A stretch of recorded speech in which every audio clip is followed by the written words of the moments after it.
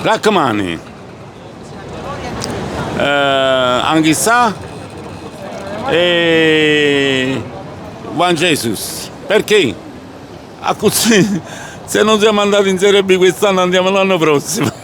Gogne, che per me è fortissimo, Kvara assolutamente, e poi io il capitano lo voglio, non lo accuso di quest'annata perché è facile sostenere quando si vince. Io ho un modo di dire, io tifo Napoli anche quando vince, che tifo Napoli a prescindere. Lobotka, Gonge e Kvaratskhelia. Kvaratskhelia.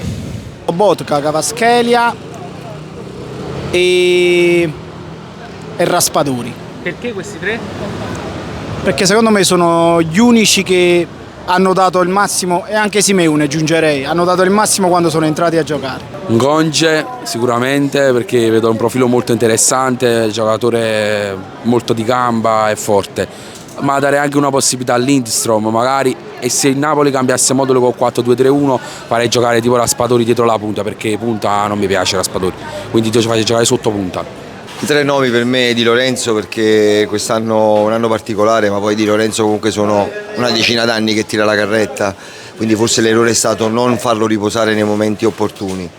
Lobotka, che dovrebbe essere proprio il punto clou del centrocampo del Napoli, e Kvara. Meret, poi Di Lorenzo che è il nostro capitano, e poi abbiamo uno a centrocampo, perché in attacco stiamo inguaiati tutti quanti, se ne andai tutti quanti, o prima è Osimhen. Di Lorenzo.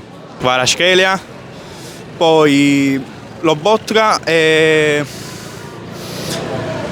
no, per me solamente questi due, dico la verità. Lobotka, Kvaratskhelia e Osimhen. Kvaratskhelia deve essere il nostro punto di riferimento.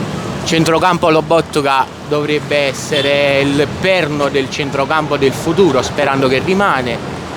E Di Lorenzo, che è il nostro capitano, che anche se anche lui al di sotto delle aspettative quest'anno.